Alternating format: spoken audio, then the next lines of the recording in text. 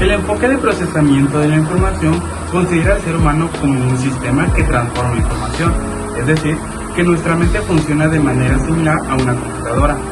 Esto porque primero recibimos información del entorno, luego la procesamos mentalmente y finalmente generamos una respuesta. Por ejemplo, cuando vemos una imagen o escuchamos algo, esta información entra en nuestro sistema a través de los sentidos. Después el cerebro la organiza, la interpreta y le da un significado, muchas veces usando lo que ya sabemos o hemos aprendido antes. Este proceso se puede resumir en tres partes: entrada, procesamiento y salida. La entrada es lo que percibimos, el procesamiento es lo que hace nuestra mente y la salida es la respuesta que damos. Dentro de este enfoque también hay componentes importantes, como el sistema sensorial, que capta los estímulos, la memoria, que permite almacenar información, y el procesador central, que coordina todo el proceso. Algo importante es que no somos pasivos, no solo recibimos información, sino que la interpretamos. Por ejemplo, dos personas pueden entender lo mismo de manera diferente. En resumen, este enfoque explica cómo pasamos de percibir algo a entenderlo y finalmente responder. Bueno, este enfoque se basa en varios procesos importantes. Por ejemplo, el procesamiento por etapas. La información pasa por diferentes etapas antes de generar una respuesta. Por ejemplo, ver una palabra, reconocerla y al final entenderla. Tiempo de procesamiento, pues cada etapa toma tiempo o que sea muy rápida. Entre más complejo, más tarda. Procesamiento serial y paralelo, pues el serial es paso a paso y el paralelo es que varias cosas al mismo tiempo. Por ejemplo, leer versus identificar colores y formas. De ahí sigue el uso de estrategias, pues las personas usan diferentes estrategias mentales para procesar la información.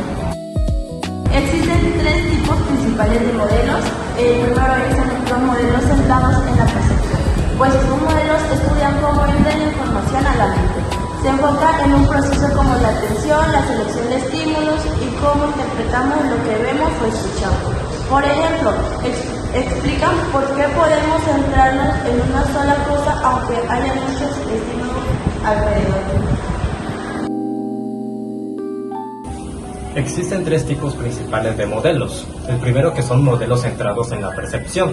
Estos modelos estudian cómo entra la información a la mente. Se enfocan en procesos como la atención, la selección de estímulos y cómo interpretamos lo que vemos o escuchamos. Por ejemplo, explican por qué podemos concentrarnos en una sola cosa aunque haya muchos estímulos alrededor. En pocas palabras, analizan cómo percibimos el mundo. Como segundo punto tenemos los modelos centrados en la memoria. Estos modelos analizan cómo se almacena y se recuerda la información. Se enfocan en cómo guardamos información, cuánto tiempo la retenemos y cómo la recuperamos después. Aquí se estudian cosas como la memoria a corto plazo y largo plazo. En resumen, explican cómo aprendemos y recordamos. Como último punto tenemos los modelos centrados en la solución de problemas. Estos modelos estudian cómo pensamos para resolver situaciones.